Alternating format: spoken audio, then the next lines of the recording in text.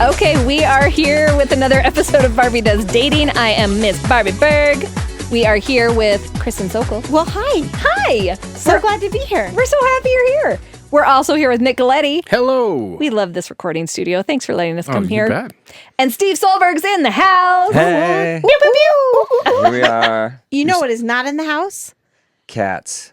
There's no cats in the house. True. The massage chair is absent. I know. We moved it. It was a yeah. little too intrusive in the space, which we don't have a lot of to begin with. So Well, I listened back to Weird. those episodes where Steve was Oh in the my massage gosh. chair, and it was a good time. They were so comfortable. My back was very great. Yeah. I had no less than 3 people message me while they were listening, and they're like, this is the funniest thing ever.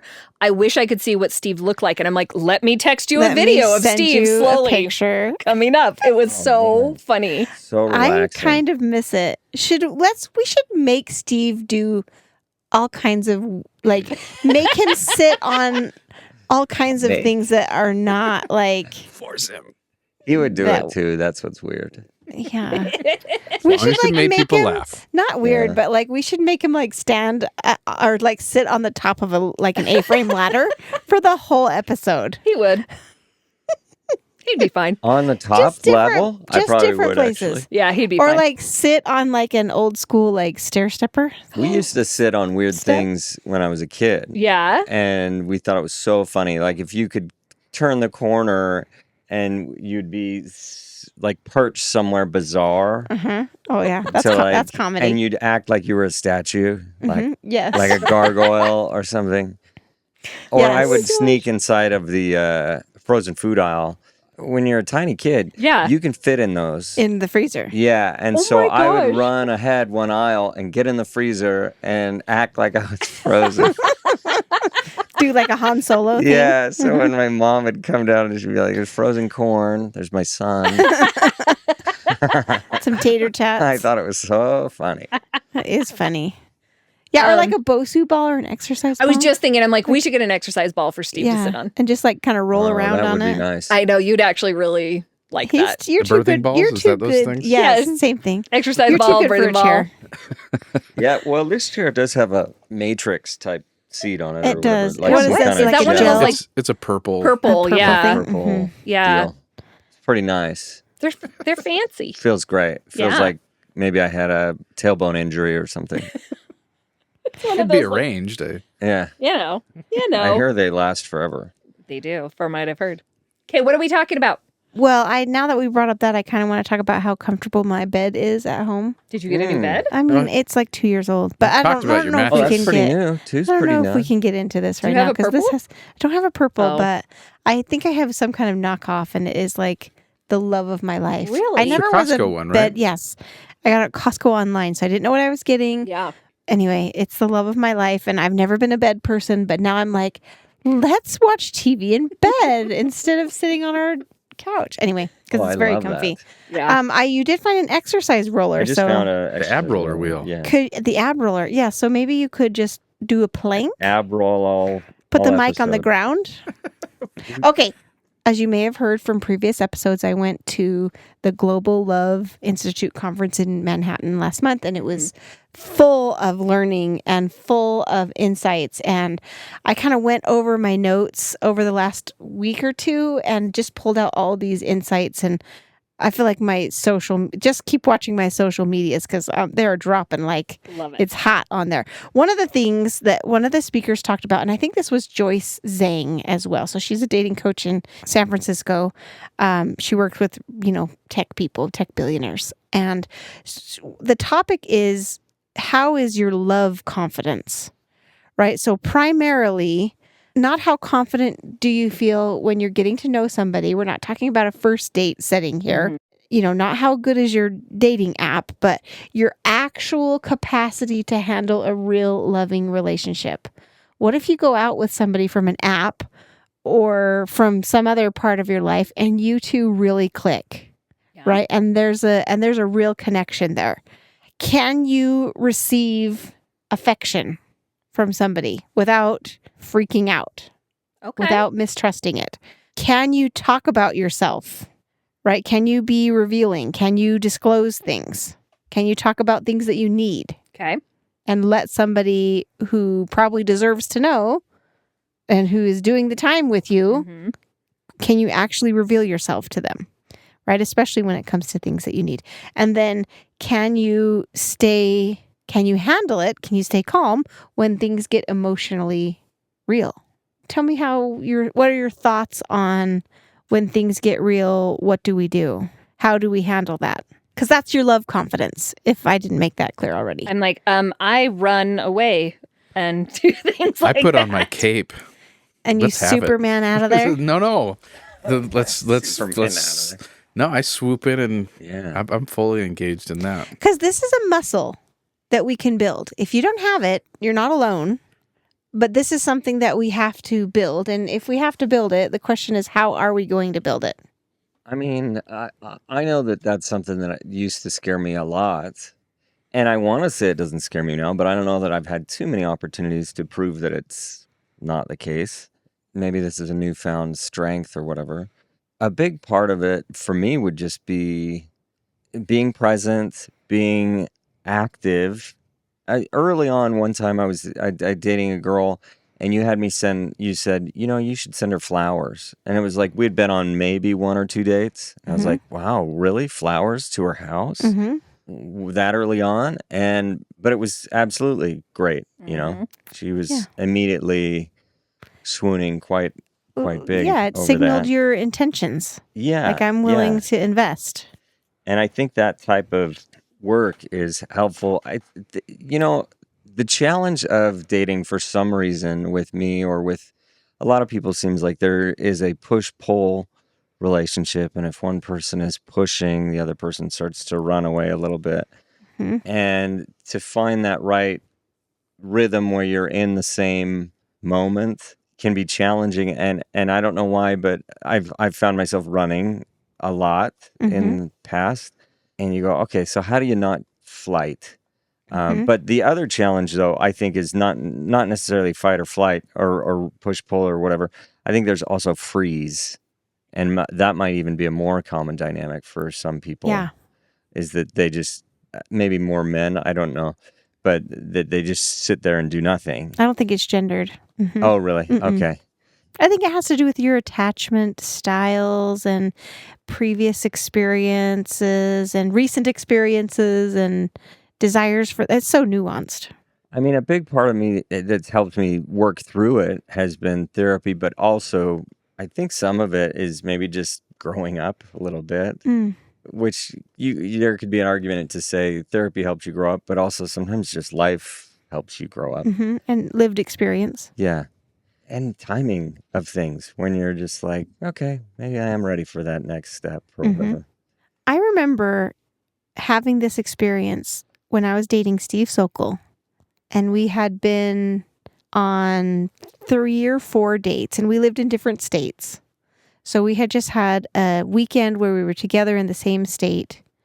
And, I didn't really have any money at that time, and he did. And so he was like, we'd been having this, like, how you're describing this push-pull, like or not push-pull, but if you push, then somebody runs. We didn't have that. We were both like predictably responsive and like things were just going really great. And then he suggested that he would buy me a plane ticket for 3 weeks into the future for me to come see him. So he's investing in me in this relationships and that we're going to make it 3 weeks, which we probably had only been together for 3 or 4 weeks. And then so we're like talking about doubling the length of time.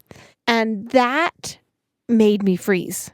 I remember he suggested that, and instantly my panic brain was like, I don't even know what if I don't like him in 3 weeks? Like, what if I don't, what if this whole thing falls apart? What if I waste his money? What if, like all these what ifs came into my mind.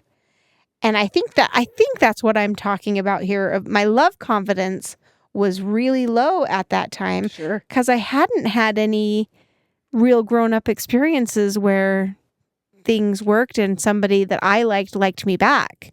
Like that just hadn't really happened before in my life. I don't think ever. Yeah. So it was something that I had to I remember it so vividly, and I bring it up so often in coaching sessions with clients.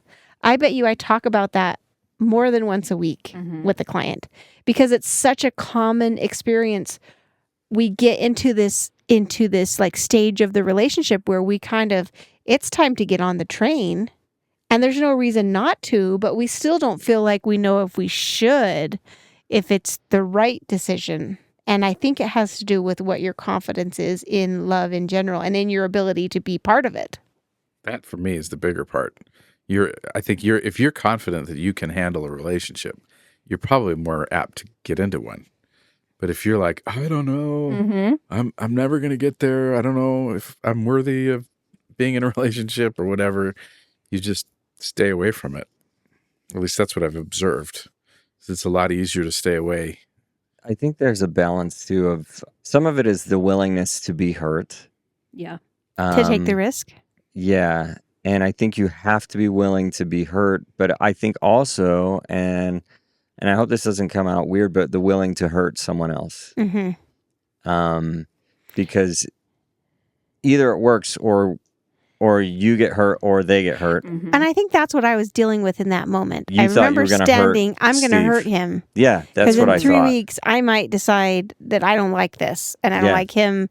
And now he's spent $300 on this flight. And not only am I going to reject him, but I'm also going to waste his money. Yeah.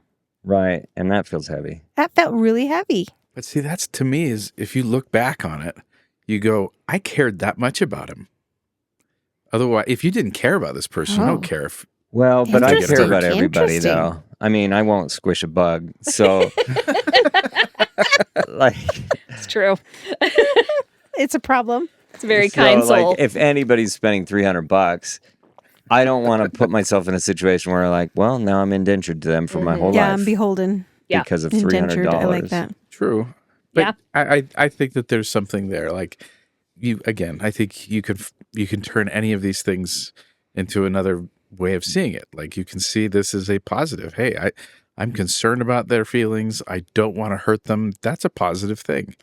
Yeah. And so whatever fear you're having, whatever purpose that's supposed to be serving you, you can find a positive to it and say that there's a reason I'm having this feeling. I mean, I think, yeah, for sure it is a positive thing. I think that there's still, I'm still finding the relationship of there needs to be a healthy amount of, I think that when we talk about vulnerability and stuff, this is what they're talking about, is that you are bold enough and brave enough to be willing to put yourself in the line of fire and then yourself in a position where you also have the courage to shoot. Yeah.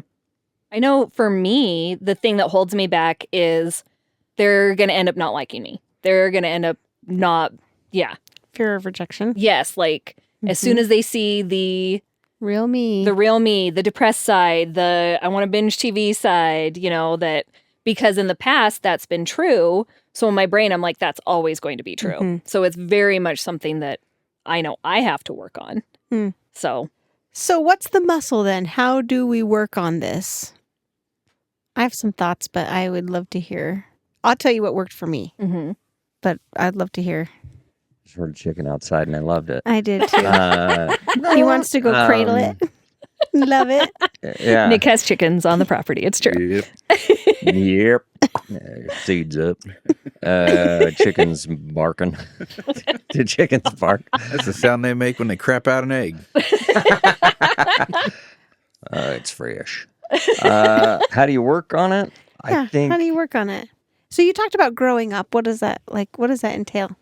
I think it doesn't necessarily mean you have to be all serious about stuff. I think it just means that you're willing to talk about things that are uncomfortable and be open to, like, if you're having this concern with Steve where you're like, I just want to make it clear. What if I don't like you in 3 weeks? Sometimes even just saying it Yeah. is the thing that needs to be said. And you're just like, this is what's going through my head. And it's allowing yourself to be in communication with them about all those things. And I think that helps tremendously.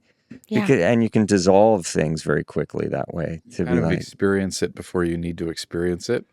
and then get Yeah. used to the idea of what it felt like. And that way he's not in the dark and you're not in the dark. You're not keeping any secrets, and he's not feeling like he's trying to figure out what's going on. I think that's probably one of the most annoying parts of if a relationship isn't going well, is trying to figure out what's going on in their head. Yeah. And if they're not sharing, or if you're not sharing, obviously it's not going to work. I mean, I think. Well, and I mean, the thing that you said about bringing up what's going through my head and just saying it out loud, that is the key. And that's it's hard to do, but it's like, what's that Occam's razor, like the simplest solution is probably the right solution. You know what I'm talking about? Mm-hmm. Is that Occam's razor? Did I get that? I don't totally know. I think that If that's true, then I think learned that it might be from the movie Interstellar. oh, No, it's a thing. Yeah, I know it's a thing. I just don't know if that's Occam's razor, if that's something else. Anyway, I think the main perk, and maybe you can agree with this or not, Nick, but the main perk of being married is that you have somebody to bounce off like these crazy, scary rabbit holes that you're slipping down. You have somebody to verbalize that to, or who can see on your face that you're going through something or you're thinking about something scary, and they can inquire about it, and then they can stop you or like check that thought. Right. And so prior to that, to you finding your person who knows you so well, you don't have that person to call you out.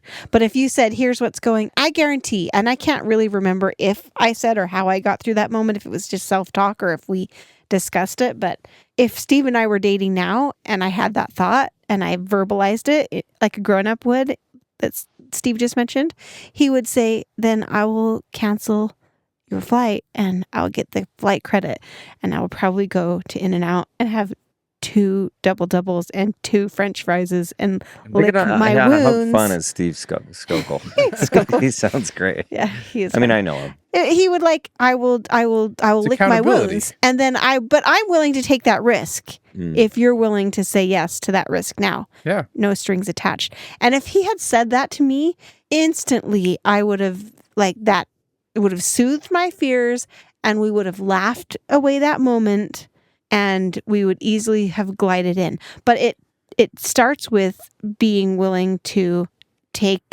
verbalize some of your needs to your person that you're with and see what their response is. Now, you said making me think that is not what happened, but you still did end up with Steve. So it's been so many years now, I can't really remember if I had said something like that and he soothed my worry, or if I just said to myself, and this is how I remember it, although it might not be true either. I remember thinking to myself, I was frozen. And I had this dialogue internally very quickly, but it seemed like 10 minutes, where I said, this is the best guy I have ever dated. The last 3 weeks have been magical. He has everything that I want, and he lives far away. So if I want to see what is more, like we're going to have to take some risks, and there's no real reason for me not to do it other than fear of the unknown. So I guess I'm just going to say yes in this moment, and then we'll just jump and see. but you had a process. You didn't just give in to the freeze. No, I didn't give in to the freeze. And that was like a real hinge moment for the Steve Kristen dynamic. App. Yeah, a real that's a bad pivot point. That's a real pivoting point. It was a real pivot point for us of will we or won't we? Because if I had hesitated too long or said I'm not ready for that, that would have that could have altered the course of our relationship significantly. Yeah. So for me, my suggestion, because I know we're short on time, is something that I've tried to adopt more and more recently, is to reclassify failures as a win. Obviously, most of the time we see failure as a loss. But if we can say, man, I really messed that up. Awesome. Now I know what not to do next time. Yeah. And I'm not going to keep screwing that up. So for me, I would say learn how to turn your failures into a win. And that could be, man, I said the wrong thing about the plane ticket. I could have said something else. But you become more frozen. You become more scared. You become more fearful if failure is a loss. It's a pain. It's if a it hurt. means something about you forever. Yeah. And if the It's forever a part of it. tattoo that you're going to be wearing. Yeah. Right. So for me, like I said, I mean, maybe this is a little bit like stand-up comedy, Steve. When you tell a joke that bombs, you can either I don't know what that feels like. no, that's true. Not you. No, All other comedians, not you. I feel it a lot. But the sense is I learned something in that. Not, man, I am a horrible comedian because I said one bad joke. You know, it's funny because, as you were saying that, to turn negatives into a positive, and not necessarily turn negatives into a positive, even just framing it into a positive. I think that actually is, the way you said it is better, because truthfully, I think a lot of us have a tendency to hyperinflate the negative. Oh, yeah. And deflate the positive, and you have this mixed view of how things went and stuff like that. And so you almost have to tell yourself, it went well, I'm going good, and things went, or this is what I learned, or all the things like that. So Barbie goes dating. Barbie's leaving. Bye. Guess what? Barbie does dating, and she's leaving right now for a She's date. going so on a we have to date. excuse her, but we're on kind of a roll with this. So That is we'll just let her go. like, to be Well, honest, I had that exact thing happen on my last cruise ship. I had I had 3 shows in one night. First 2 shows, amazing, awesome. Even got a little bit of a standing ovation. Oh, nice. And on the Oh. first 2 shows, and they have you just do half-hour segments, so you always they feel like you leave them wanting more, you know. Yeah. And then I was like, all right, see ya. I have a 10:30, come back. And then 10:30, it was just teenagers and some old people, and the teenagers were being kind of punks. Brutal. They were like laughing really hard right before the punchline. On purpose. They weren't even Oh. listening to the jokes. They just were just trying They to were be just trying to jerks. heckle you. Yeah. And so I start messing with them, and I start talking to them, there's a weird dynamic where comedy clubs, you can be mean to them. Yeah. Cruise ships, it feels like you have to almost be like, The customer what's is always going right. on? How can we help you? Like, and I hated it. It was one of my least favorite shows I've ever done. I was just like, that was garbage. Hmm. I was like, gosh, I don't even want to leave my cabin and stuff like that. And it's like, well, how many people were at that late show? 60? How many people were at the early shows? 600? Mm-hmm. So, like, you're hyperinflating the negative to forget all the positive that happened. And I think, They shortchanged themselves by messing with your show. yeah, they did. They do that. So that, to me, that's their loss. It's the challenge of, and I don't know if there's a relationship to this with dating. Well, it's about building Because, confidence, right? And going through some failures and recovering builds your confidence. Yeah.